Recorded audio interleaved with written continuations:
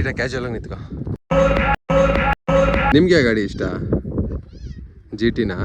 ಏನು ಗೊತ್ತಾ, ಈ ಗಾಡೀಲಿ ಎಲ್ಲ ಇದ್ದು ಏನಿಲ್ಲ ಅಂತ ಅನಿಸುತ್ತೆ.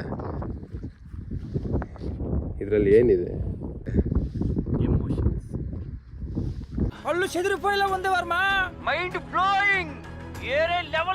ಆಲ್ಮೋಸ್ಟ್ ಎಲ್ರಿಗೂ ಈ ಗಾಡಿಗಳ ಬಗ್ಗೆ ಗೊತ್ತಿರುತ್ತೆ.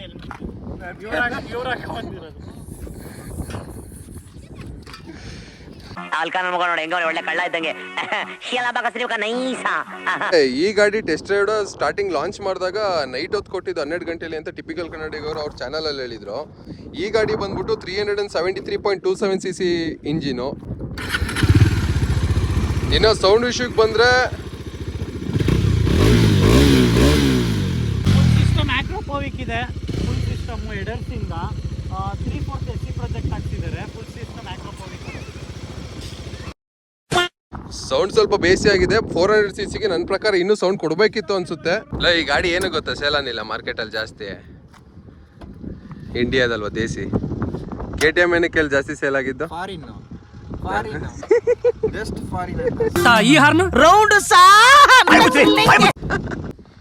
ಈ ಗಾಡಿ ಬಂದ್ಬಿಟ್ಟು 800mm ಸೀಟ್ ಹೈಟ್ ಇದೆ, ಆಮೇಲೆ 295 ವೆಯ್ಟ್ ಇದೆ. ನನ್ನ ಪ್ರಕಾರ ಒಂದು ಸಜೆಷನ್ ಏನು ಅಂದರೆ, ಈ ಕುಳ್ಳುಕ್ಕಿರೋರು, ಸಣ್ಣ ಇರೋರು ಮುಟ್ಟಕ್ಕೆ ಹೋಗ್ಬೇಡಿ. ವಾರಿಷ್ಟಿಲ್ಲ ಅಂತ ಏನಕ್ಕೆ ಹಾಕ್ಸಿದ್ಯಣ ಇಲ್ಲಿಗೆ? ಹಾಂ, ಈಗ ಬಿಡು ಟ್ರೋಲ್ ಟುಮ್ಮನ್ಸು. ಈಗ ಬಿಡು ಟ್ರೋಲ್ ಟುಮ್ಮನ್ಸು. ಈಗ ಬಿಡು ಟ್ರೋಲ್ ಟುಮ್ಮನ್ಸು. ಜೀವನದಲ್ಲಿ ಯಾವತ್ತೂ ಡಲ್ ಆಗಬಾರ್ದು. ಡಲ್ಲಾದ ಜೀವನ ಹೊರಟುಬಿಡುತ್ತೆ. ಡುಮ್ಮನ್ಸ್ ಏನೇನೋ ಬಡಿಸ್ತಾರೆ. ಸರಿ, ಇಷ್ಟಿಲ್ಲ ಯುದ್ಧ ಇನ್ನೂ ಮುಗ್ದಿಲ್ಲ ಅಂತ ಕಣ. ಯುದ್ಧ ಮಾಡ್ತಿದ್ದ ನೋಡು. ಯುದ್ಧ ಮಾಡ್ತಿದ್ದ.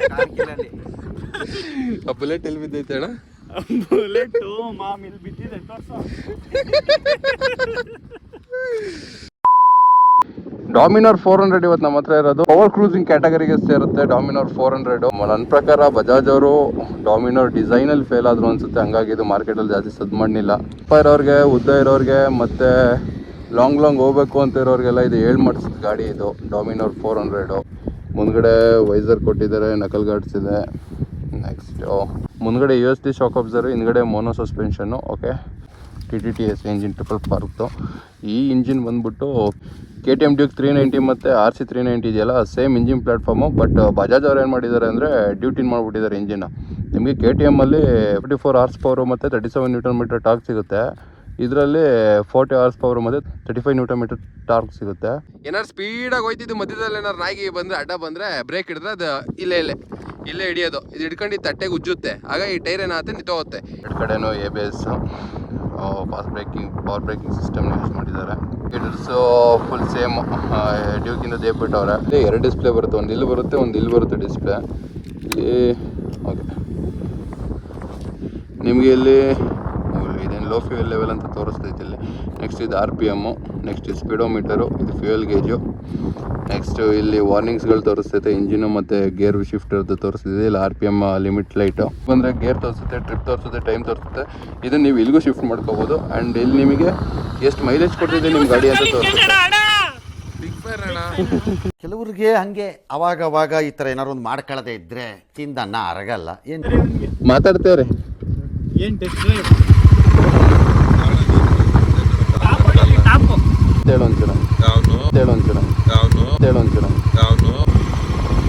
ಹಲೋ, ಸುಮ್ನಿರೋ.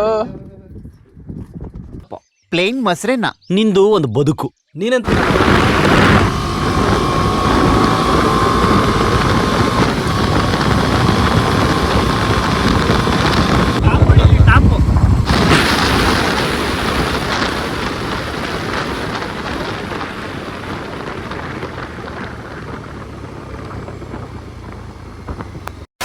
ಬ್ರೇಕಿಂಗ್ ಅಂತೂ ತುಂಬ ಸೆಕ್ಸಿ ಆಗಿದೆ.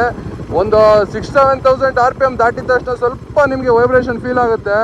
ಮಾತ್ರ 4,000 to 5,000 RPM ದಾಟಿದ ತಕ್ಷಣ ಗಾಡಿ ಮಾತ್ರ ನುಗ್ಗಾಡುತ್ತೆ ಗುರು. ಕ್ರೇಜ್ ಇದೆ ಮಾತ್ರ ಗಾಡಿ.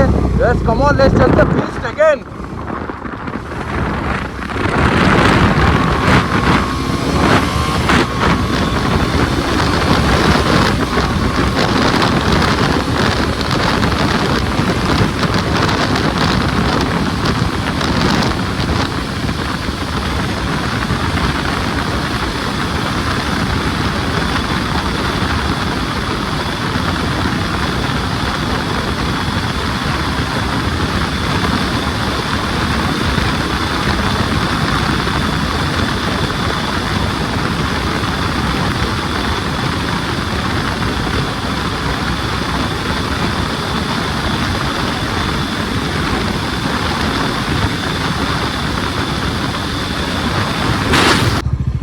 ಸ್ಟ್ಯಾಂಡ್ ಆಗಿಬಿಡೋಣ.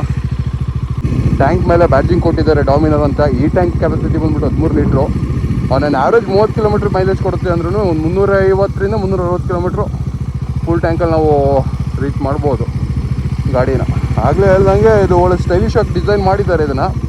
ಬಟ್ ನೀವು ಲಾಂಗೆಲ್ಲ ಹೋಗ್ತೀರಾ ಅಂದರೆ ಮಿರರ್ ನೀವು ಚೇಂಜ್ ಮಾಡ್ಕೋಬೇಕಾಗತ್ತೆ. ಸಾಲಲ್ಲ, ಇದು ಏನು ಕಾಣಲ್ಲ. ಹಾಗಾಗಿ 2000 years later. ಎರಡು ಕಡೆಯೂ ರೇಡಿಯಮ್ ಕೊಟ್ಟಿದ್ದಾರೆ. ಆಮೇಲೆ ಮಡ್ಗಣ್ಣ ನೀಟಾಗಿ ಡಿಸೈನ್ ಮಾಡಿದ್ದಾರೆ, ಗೊಚ್ಚೆ ಎಲ್ಲೋ ಆರ್ದಂಗೆ. ಆಮೇಲೆ ಟೈರ್ ಮಡ್ಗಾಡು ಇಲ್ಲಿಗೆ ಎಂಡ್ ಮಾಡಿದ್ದಾರೆ, ಏನು ಮತ್ತೆ ಎಕ್ಸ್ಟೆಂಡ್ ಮಾಡಿಲ್ಲ. ಬಟ್ ಇನ್ನೇ ನೀಟಾಗಿ ಡಿಸೈನ್ ಮಾಡಿದ್ದಾರೆ. ಇಂಜಿನ್ ಸೇಮ್ ಇದೆ, ಡ್ಯೂಟ್ಯೂನ್ ಮಾಡಿದ್ದಾರೆ. ಬಟ್ ಗೇರಿಂಗು, ಕ್ರ್ಯಾಂಕ್ ಶಿಫ್ಟ್ ಇವೆಲ್ಲ ಚೇಂಜ್ ಇರುತ್ತೆ. KTMಗೂ ಮತ್ತು ಬಜಾಜ್ಗೂ ಸೇಮ್ ಇರಲ್ಲ. ಲೈಟು ಮತ್ತು ಇಂಡಿಕೇಟರ್ ವಿಷಯಗಳಿಗೆ ಬಂದರೆ ಎಲ್ಲ ಕಡೆನೂ LED ಕೊಟ್ಟಿದ್ದಾರೆ. ಈಗ ನೆಕ್ಸ್ಟ್ ಡಾಮಿನರ್ ತಗೊಳ್ಳೋರಿಗೆ ಏನಂತ ಹೇಳಕ್ಕೆ ಇಷ್ಟಪಡ್ತೀರಾ? ಮುಚ್ಕೊಂಡು ಈ ಗಾಡಿ ತಗೊಂಡು ಯಾವುದೇ ರೀತಿ ಬಾಡಿ ಒಂದೇ ಸತಿ ಕಣ್ಣು ಮುಚ್ಕೊಬಿಡಿ. ಬಾಡಿ ಪೇನ್ ಇಲ್ದಲೆ ಎಲ್ಲಿಗಾದ್ರೂ ಟ್ರಾವೆಲ್ ಮಾಡ್ಬೋದು. ಅಣ್ಣ ಕಣ್ಣು ಮುಚ್ಕೊಂಡು ಲಾಂಗ್ ಹೋದ್ರೆ ಪರ್ಮನೆಂಟ್ ಕಣ್ಣು ಮುಚ್ಚಲ್ವಾ ಅಣ್ಣ ಅವರು? ಏನು ಅಂದ್ರೆ ನಾನು ಹುಚ್ಚಿ ಅಲ್ಲ. ಎಷ್ಟು ವೈಡ್ ಇದೆ ಅಂದರೆ ಸೀಟು, ಕುಂಡಿ ನೋವೇ ಬರೋಲ್ಲ. ಡೈಲಿ ಒಂದು 600ರಿಂದ 700 ಕಿಲೋಮೀಟರ್ ಆರಾಮಾಗಿ ಕ್ರೂಸ್ ಮಾಡ್ಬೋದು. ಅಷ್ಟು ಸ್ಪೇಷಿಯಸ್ ಆಗಿದೆ ಗುರು ಇದು ಗಾಡಿ. ಸ್ಟಾರ್ಟಿಂಗು ಡಾಮಿನರ್ ಬಿಟ್ಟಾಗ ವಿಂಡ್ಶೀಲ್ಡು, ನಕಲ್ ಗಾರ್ಡ್ಸು ಮತ್ತು ಹಿಂದ್ಗಡೆ ಟಾಪ್ ಬಾಕ್ಸ್ ಕ್ಯಾರಿಯರ್ ಅವೇನು ಕೊಡ್ತಿರ್ಲಿಲ್ಲ. ಯಾವಾಗ ಜನಗಳು ಈ ಗಾಡಿನ ಆಲ್ಮೋಸ್ಟ್ ಬರೀ ಲಾಂಗ್ ರೈಡ್ಗೆ ಯೂಸ್ ಮಾಡೋಕ್ಕೆ ಶುರು ಮಾಡಿದ್ರು, ಆಗ ಬಜಾಜ್ ಅವರೇ ತಲೆ ಓಡಿಸಿ back rest, top box holder, knuckle guard ಮತ್ತು ವಿಂಡ್ ಬ್ಲಾಸ್ಟ್ನ ಅವರೇ ಹಾಕಿ ಕಾಸ್ತಿ ಹಾಕೋಕ್ಕೆ ಶುರು ಮಾಡಿದ್ರು. ಅದಕ್ಕಿಂತ ಮುಂಚೆ ಎಲ್ಲ ಜನಗಳು ಆಚೆ ಕಡೆ ಹಾಕಿಸ್ಕೊತಿದ್ರು ಇವೆಲ್ಲ ಆಕ್ಸೆಸರೀಸು. ಇನ್ನು ಸೀಟ್ ವಿಷಯಕ್ಕೆ ಬಂದರೆ ತುಂಬ ವೈಡ್ ಆಗಿದೆ ಸೀಟು, ಹಾಗೆ ಸ್ಪೇಷಿಯಸ್ ಆಗಿದೆ. ಆರಾಮಾಗಿ 2 ಜನ ಕೂತ್ಕೊಂಡು ಒಳ್ಳೆ ಕ್ರೂಸ್ ಮಾಡ್ಕೊ ಹೋಗ್ಬೋದು ಲಾಂಗ್ ಎಲ್ಲ. 110 ಸೆಕ್ಷನ್ ಟೈರ್ ಇರೋದು ಇದು. ಆಮೇಲೆ ಇಲ್ಲಿ ಇದಕ್ಕೆ ಮ್ಯಾಗ್ವಿಲ್ ಕೊಟ್ಟವರಲ್ಲ, ಒಳ್ಳೆ ಸ್ಪೋರ್ಟಿ ಲುಕ್ ಕೊಟ್ಟಿದ್ದಾರೆ. ಸೈಡಲ್ಲಿ ಇದು ಸಿಲ್ವರ್ ಎಲ್ಲ ಕೊಟ್ಬಿಟ್ಟು, ಈಗ ಹಳ್ಳ ಗುಂಡಿಲಿ ನಿಮಗೆ ತಾಕತ್ತಿಲ್ಲನೇ ಬಿಟ್ಬಿಡ್ತೀರಾ ಅನ್ಕೊಳ್ಳಿ ಗಾಡಿನ, ಆಗ ಈ ಶಾಕ್ ಅಬ್ಸರ್ ನಿಮಗೆ ಹೆಲ್ಪ್ ಮಾಡುತ್ತೆ ಗಿಂಡಿಗೆ ಏಟ್ ಬೀಳ್ದಂಗೆ. ನೆಕ್ಸ್ಟ್ ಈ ಕಡೆ ಬಂದರೆ ಇದು ಹೆಂಗೆ ನಿಮ್ಗೆ ಗಿಂಡಿ ಏಟ್ ಬೀಳ್ದಂಗೆ ಹೆಲ್ಪ್ ಮಾಡುತ್ತೆ, ಅದೇ ಥರ ಪ್ಲೇಂಟು ಮತ್ತು ರೇಡಿಯೇಟರ್ ಕಾಪಾಡೋಕ್ಕೆ ಈ ಕ್ರ್ಯಾಶ್ ಗಾರ್ಡ್ ಕೊಟ್ಟಿದ್ದಾರೆ. ಒಳ್ಳೆ ಗೇಜ್ ಇದೆ ಕ್ರ್ಯಾಶ್ ಗಾರ್ಡು. ಡ್ಯೂಕ್ 390 ಮತ್ತು RC 390 engine platform same platform ಇದು. ಬಟ್ ಇವ್ರು ಏನು ಮಾಡಿದ್ದಾರೆ, ಡ್ಯೂಟೇನ್ ಮಾಡಿದ್ದಾರೆ ಅಷ್ಟೇ. ಆಮೇಲೆ ಜಸ್ಟ್ ಡ್ಯೂಟೇನ್ ಮಾಡಿರೋದು. ಆಮೇಲೆ ಇಂಜಿನ್ ಎಲ್ಲ ಸೇಮ್ ಬರೋಲ್ಲ, ಯಾಕೆಂದರೆ ಅಲ್ಲಿನ ಗೇರಿಂಗು ಮತ್ತು ಕ್ರ್ಯಾಂಕ್ ಶಿಫ್ಟ್ ಎಲ್ಲ ಸ್ವಲ್ಪ ಚೇಂಜಸ್ ಇರುತ್ತೆ. ಸೇಮ್ KTM ಥರನೇ ಎಲ್ಲ ಇರಲ್ಲ. ನೆಕ್ಸ್ಟ್ ಹಿಂದ್ಗಡೆಗೆ ಬಂದರೆ ಜಾಸ್ತಿ ವೈಬ್ರೇಷನ್ ಆಗಬಾರ್ದು ಅಂದ್ಬಿಟ್ಟು ಫ್ರಂಟಿಗೆ ಫುಟ್ ರೆಸ್ಟಿಗೆ ಏನು ಮಾಡಿದ್ದಾರೆ, ರಬ್ಬರ್ ಪ್ಯಾಡ್ಸ್ನ ಅಟ್ಯಾಚ್ ಮಾಡಿದ್ದಾರೆ. ಆಮೇಲೆ ಇಲ್ಲಿ ಬಂದರೆ ಇದು ಬ್ಯಾಕ್ ಸೈಡ್ ಡಿಸ್ಕ್ ಬ್ರೇಕಿಂದು ಆಯಿಲು. ನೆಕ್ಸ್ಟು ಇಲ್ಲಿ ಗಂಟ ಸಿಂಗಲ್ ಪೈಪ್ ಬಂದಿದೆ, ಮತ್ತು ಇಲ್ಲಿ ಔಟ್ಲೆಟಲ್ಲಿ 2 ಪೈಪ್ ಕೊಟ್ಟಿದ್ದಾರೆ ಎಕ್ಸಾಸ್ಟ್ ಒಂದು ಸ್ವಲ್ಪ ಬೇಸಿ ಇದೆ, ಇನ್ನೊಂದು ಚೂರು ಕಿರ್ಚಾಡಬೇಕಿತ್ತು ಗಾಡಿ. ರೈಟ್ ಸೈಡಿಗೆ ಹೋಗ್ಬೇಕಂದ್ರೆ ರೈಟ್ ಇಂಡಿಕೇಟರ್ ಹಾಕ್ತೀರಾ, ಲೆಫ್ಟ್ ಸೈಡಿಗೆ ಹೋಗ್ಬೇಕಂದ್ರೆ ಲೆಫ್ಟ್ ಇಂಡಿಕೇಟರ್ ಹಾಕ್ತೀರಾ. ಹ್ಯಾಂಕ್ ನಾವು ಮುಡ್ತಿದ್ರೆ ಹಂಗೆ ಫೀಲ್ ಆಯ್ತಾ ಇರುತ್ತೆ.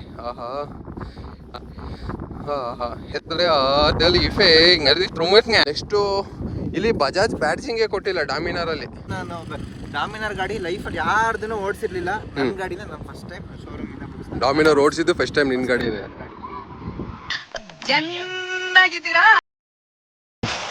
What?